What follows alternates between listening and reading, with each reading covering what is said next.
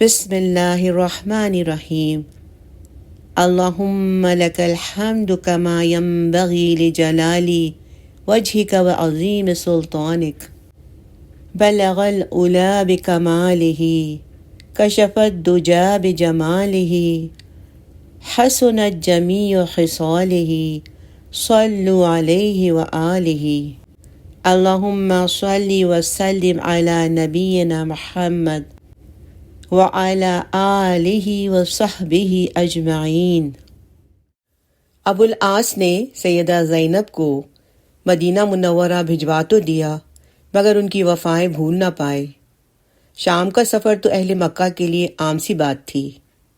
شام کے سفر کے دوران انہیں سیدہ زینب کی یاد آئی تو انہوں نے یہ اشعار کہے: جب میں مدینہ کے قریب واقع بئر ارما سے گزرا تو میں نے زینب کو یاد کیا۔ میں نے کہا، حرم کے ایک باشندے ابو العاص کو پانی پلاؤ۔ رسول امین کی بیٹی کو اللہ جزائے خیر دے، وہ بہت اچھی خاتون ہے۔ ہر خاوند اپنی بیوی کے جن اوصاف سے آگاہ ہوتا ہے انہی کی تعریف کرتا ہے۔ سبحان اللہ۔ ابو العاص شام کے سفر میں تھے۔ ان کے پاس اہل مکہ کا بہت سا مال مدارپت پر تھا۔ انہوں نے شام کے علاقے میں اپنا مال بیچا اور خوب نفع کمایا۔ بصرائے شام دمشق سے اردن جانے والی سرحد پر واقع بہت قدیم شہر تھا۔ اس وقت سب سے بڑا تجارتی مرکز یہی تھا۔ اب تو اس کے کھنڈرات ہی ملتے ہیں، مگر شامی حکومت نے اس پر بے پناہ رقوم خرچ کر کے اسے سیاحتی مرکز میں تبدیل کر دیا ہے۔ یہ شہر بلا شبہ ہزاروں سال پرانا ہے۔ اسے دیکھ کر اندازہ ہوتا ہے کہ واقعی یہ کس زمانے میں بڑی منڈی رہا ہوگا۔ بحیرہ رہب اسی جگہ رہتا تھا اور یہیں اس کا گرجا بھی تھا۔ روایات کے مطابق قریش عموماً اسی شہر میں آتے، اپنا سامان فروخت کرتے اور واپس جاتے ہوئے یہاں سے نئی نئی چیزیں خریدتے تھے۔ آج کل جو نمائشیں لگتی ہیں ان کا تصور یقیناً ہزاروں سال پرانا ہے۔ شام کا راستہ مدینہ منورہ کے قرب و جواز سے ہو کر گزرتا تھا۔ مسلمان حالت جنگ میں تھے۔ ابھی صلح حدیبیہ کا واقعہ نہیں ہوا تھا۔ ابو العاص اپنے سامان تجارت کو لے کر شام سے مکہ کی طرف جا رہے تھے کہ مدینہ طیبہ کے قریب زید بن حارثہ رضی اللہ عنہ کے فوجی دستے سے سامنا ہو گیا۔ سیدنا زید بن حارثہ رضی اللہ عنہ 70 سواروں کے ساتھ عیس کی جانب جا رہے تھے۔ ابو العاص بھاگ نکلنے میں کامیاب ہو گئے اور قافلے کا سامان مسلمانوں کے ہاتھ آ گیا۔ ابو العاص نے جائے وقوع سے فرار ہو کر سیدھے مدینہ منورہ کا رخ کیا اور رات کے وقت سیدہ زینب رضی اللہ عنہا کے دروازے پر دستک دی۔ یہ ان کے خاوند تھے۔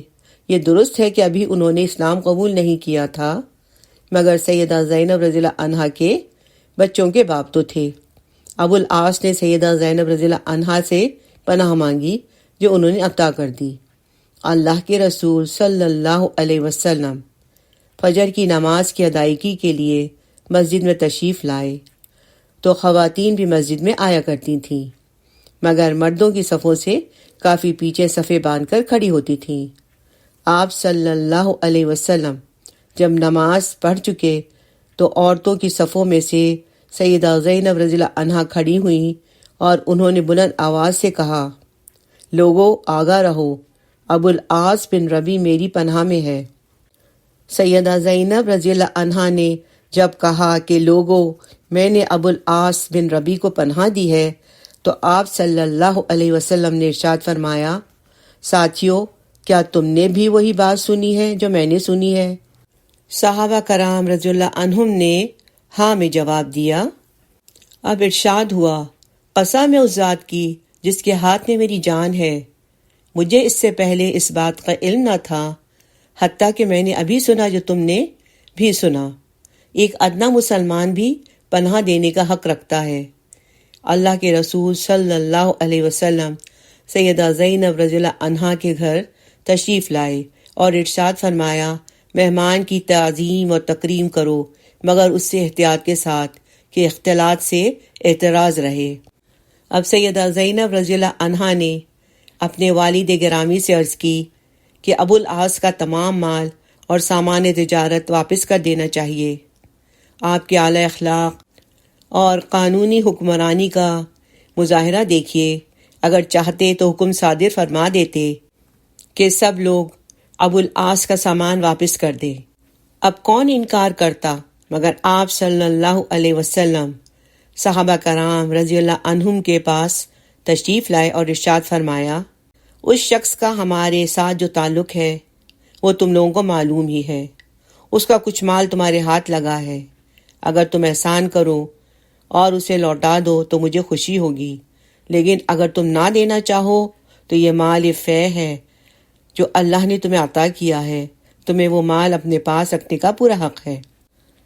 لوگوں نے آپ کی اس خواہش کا اس درجہ احترام کیا کہ ابو العاص کی ایک ایک چیز واپس کر دی، حتیٰ کہ کسی کے پاس اگر بوری باندھنے کی رسی تھی تو اسے وہ بھی واپس لوٹا دی۔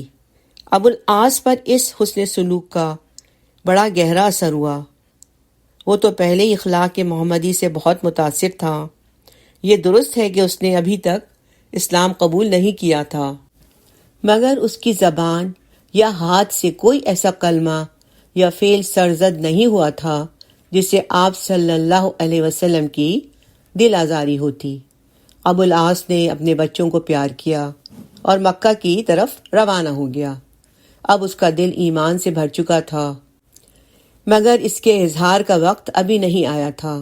ابو العاص مکہ پہنچے، جن جن کا حساب ان کے ذمے تھا انہیں ادائیگی کی، جو لینا دینا تھا اسے چکایا، پھر لوگوں سے پوچھا کہ اب کسی کا حق میرے ذمے بنتا ہے تو مجھے بتایا جائے۔ سب نے گواہی دی، وہ وفا والے، وعدہ پورا کرنے والے اور حق ادا کرنے والے معزز انسان ہیں۔ مدینہ منورہ سے واپس آنے والے ابو العاص کے ذہن سے قومی حمیت کا خمار اتر چکا تھا۔ ان کے دل اور دماغ میں ایک انقلاب برپا ہو چکا تھا اور وہ اسلام کی حقانیت کو پوری طرح سمجھ چکے تھے۔ انہوں نے اہل مکہ سے مخاطب ہو کر کہا، اشہد ان لا الہ الا اللہ واشہد ان محمدا عبدہ ورسولہ۔ پھر کہا، مکہ والو سنو، میں بڑی دیر سے اسلام کی خوبیوں سے آگاہ تھا، میں اسلام قبول کرنا چاہتا تھا، مگر مجھے ڈر تھا کہ تم لوگ الزام لگاؤ گے کہ اس شخص نے ہمارا مال ہڑپ کرنے کے لیے اسلام قبول کیا۔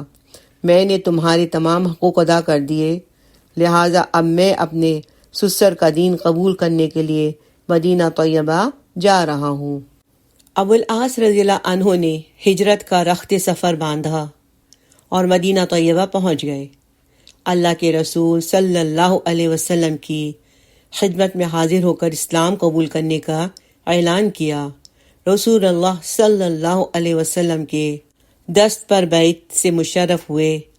مدینہ الرسول میں ان کے آنے سے خوشی کی لہر دوڑ گئی۔ اللہ کے رسول صلی اللہ علیہ وسلم نے اپنی بیٹی سیدہ زینب رضی اللہ عنہا کو دوبارہ ان کے پاس رخصت کر دیا۔ سیدہ زینب رضی اللہ عنہا اپنے گھر میں خوش تھیں، تاہم ان کی صحت پہلے والی نہ تھی۔ مکہ میں حبار بن اسود نے ان کے اونٹ پر جو حملہ کیا تھا اور آپ کو جو زخمی ہو گئی تھیں، اس سے آپ رضی اللہ عنہا پوری طرح صحت یاب نہ ہو سکیں۔ اس طرح 2 ہجری میں مدینہ طیبہ تشریف لانے والی سیدہ اپنے والد گرامی کی میت میں صرف 5 برس گزار کر 6 برس یعنی 8 ہجری میں اس دار فانی سے رخصت ہو گئیں۔ ان للہ و انا الیہ راجعون۔ صحیح بخاری میں سیدہ ام عطیہ رضی اللہ عنہا سے روایت ہے کہ جس وقت نبی کریم صلی اللہ علیہ وسلم کی بیٹی زینب رضی اللہ عنہا کی وفات ہوئی تو نبی اکرم صلی اللہ علیہ وسلم ہمارے پاس تشریف لائے۔ آپ صلی اللہ علیہ وسلم نے فرمایا، 3 مرتبہ یا 5 مرتبہ غسل دو، اور مناسب سمجھو تو زیادہ مرتبہ بھی غسل دیا جا سکتا ہے۔ غسل کے پانی میں بیری کے پتوں کی اور آخر میں کافور کی آمیزش کر لینا۔ جب غسل سے فارغ ہو جاؤ تو مجھے اطلاع دینا۔ جب ہم غسل سے فارغ ہو گئیں اور آپ صلی اللہ علیہ وسلم کو اطلاع دی گئی تو آپ صلی اللہ علیہ وسلم نے ہماری طرف اپنی چادر بڑھا دی اور فرمایا اسے میری بیٹی کے کفن کے اندر پہنا دو۔ غسل دینے میں سیدہ ام ایمن، ام المؤمنین سیدہ سودا اور ام المؤمنین سیدہ ام سلمہ رضی اللہ عنہن شریک تھیں۔ نبی کریم صلی اللہ علیہ وسلم نے خود ان کی نماز جنازہ پڑھائی اور قبر میں اتر کر اپنی لخت جگر کو اپنے مبارک ہاتھوں سے سپرد خاک کیا۔ رضی اللہ عنہ ورضوا عنہ۔ اللہم صلی علی سیدنا محمد وعلی آل سیدنا محمد وعلی اصحاب سیدنا محمد وعلی انصار سیدنا محمد وعلی ازواج سیدنا محمد وعلی ذریۃ سیدنا محمد وسلم تسلیما کثیرا کثیرا۔